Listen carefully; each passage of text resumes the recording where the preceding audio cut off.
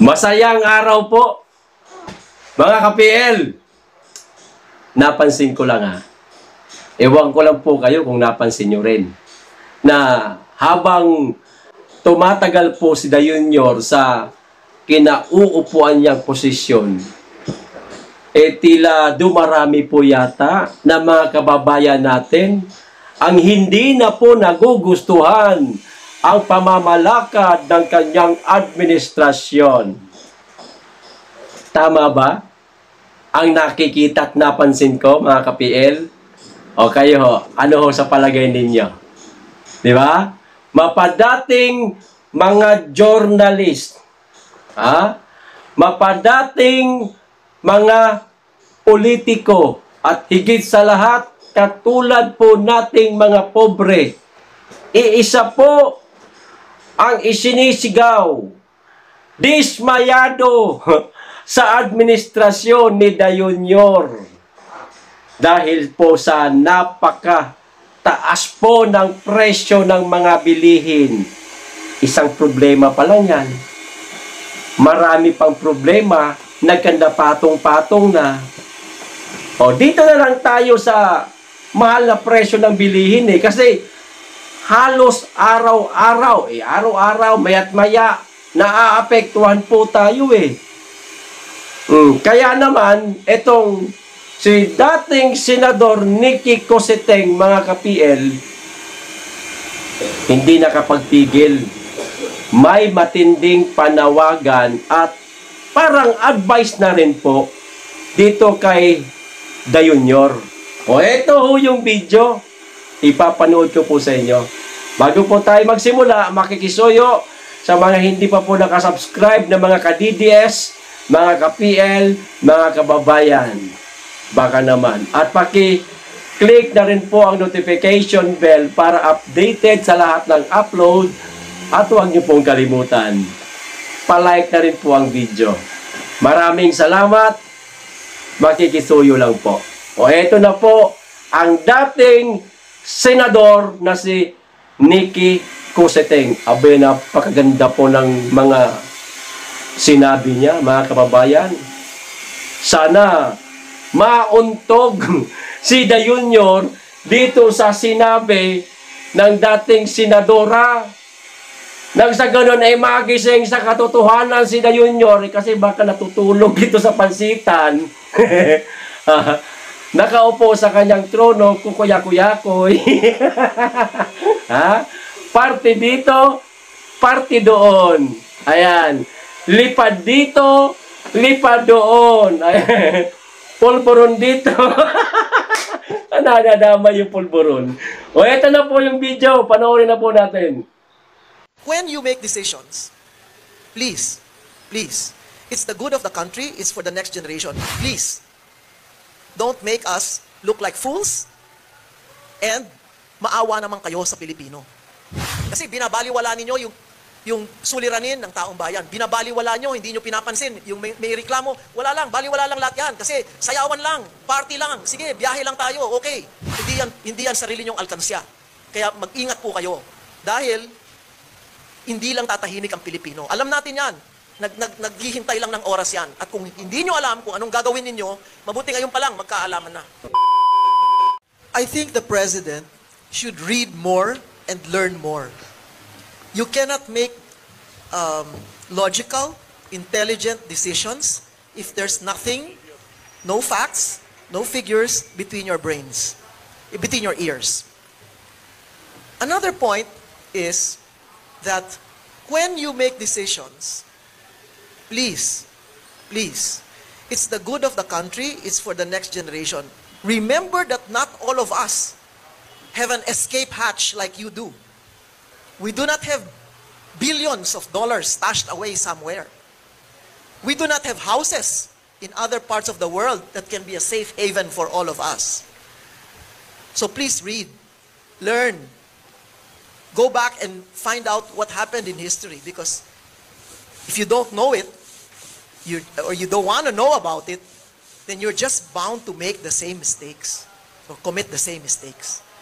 So remember, we 115 million Filipinos are stuck here. You have the freedom to fly anytime you want. You can have all the jets. You can buy all the houses, the palaces, the mansions that you want.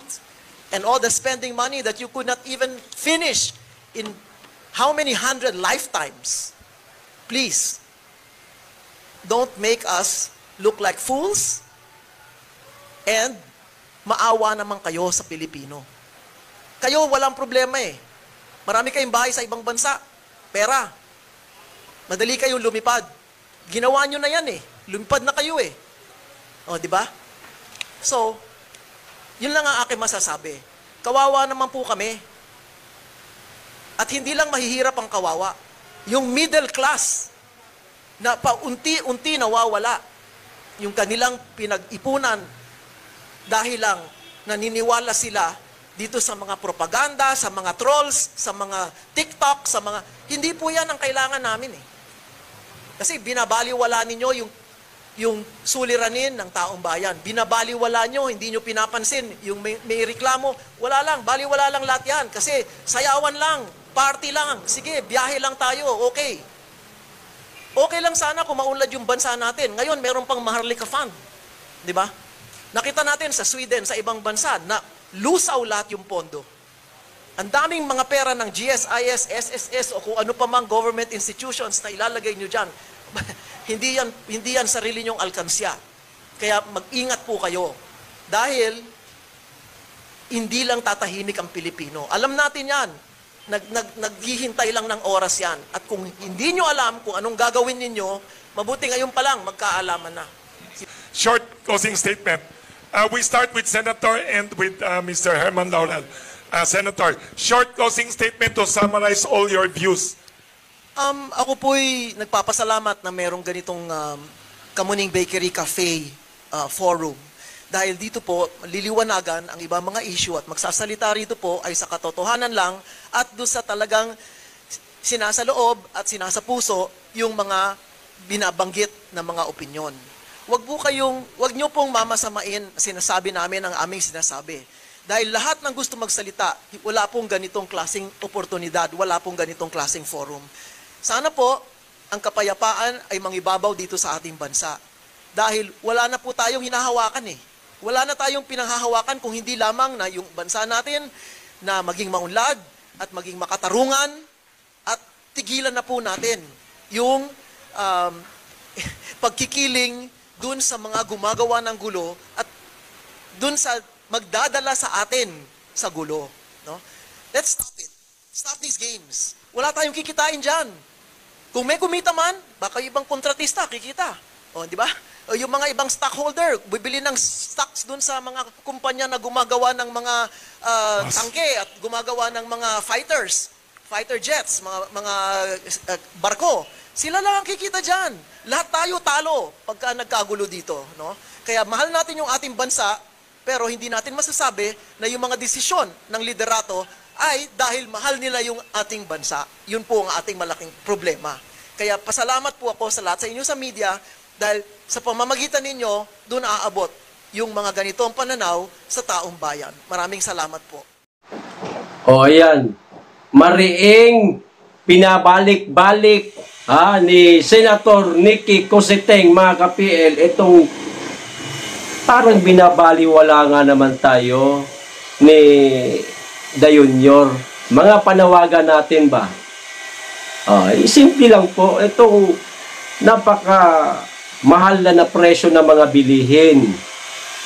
Bumabalik na naman ang mga droga, kriminalidad. Yan, isa yan sa inaangal lang mga kababayan natin Pero, kamusta? Meron bang ginagawa silang solusyon? Parang wala naman di ba? Yun lang ang napapansin natin, di ba?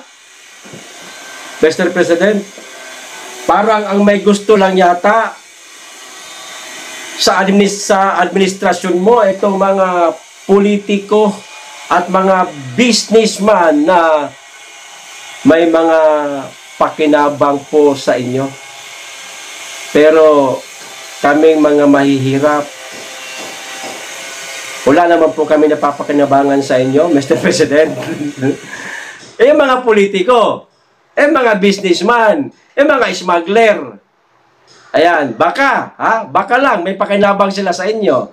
Kaya, siguradong nagugustuhan po nila ang administrasyon ninyo. Pero paano naman po kami? Abay, maawa ho kayo sa amin, Mr. President. Hindi po kami nagbibiro sa mga panawagan namin sa inyo. Seryoso po ito. Marami na po kami ang nag-iingay. Hindi nyo ba napapansin, kaliwat kanan ang rally? Yan po ang dahilan, Mr. President. 115 million Filipinos po, baka ang kalahati ho niyan. Mr. President, dismayado na po sa inyo. Abay, huwag ho ninyong hintayin na baka isang araw, mayroong isang tao na tumayo, ipaglaban ang sigaw ng taong bayan at baka humantong pa, Mr. President. Katulad sa nangyari sa tatay mo. Wag naman sana, pero maaaring mangyari yan. Lalo na't napipiko na po ang taong bayan sa inyo. Sa nakikita nga nilang hindi naman maayos ang pamamalakad ng inyong administrasyon. O, kamusta? Yung Maharlika Investment Fund, diba wala na kami nababalitaan? Kamusta na pala yun? Parang naglaho na. Naglahong parang bula. Yung pangako ninyong pabahay na 1 million kada taon, wala na. Narinig ko sa iba, ang sabi, 50,000 na lang daw kada taon. So, suma total, 300,000 na pabahay na lamang sa loob ng 6 na taon. Kung matatapos mo ang iyong termino. Di ba? Oh, magkakaroon ng katuparan yon. Pero paano kung hindi? Nga. Di ba? Mga kababayan, matanong ko po kayo. Kayo ba nasisiyahan sa administrasyon ni Mr. President? Paki-comment lang po. Malayo natin, baka mapanood nila itong video ito at mabasa po nila ang mga comment ninyo. Sana po, Mr. President, mauntog kayo doon sa sinabi ni Senator Cositeng.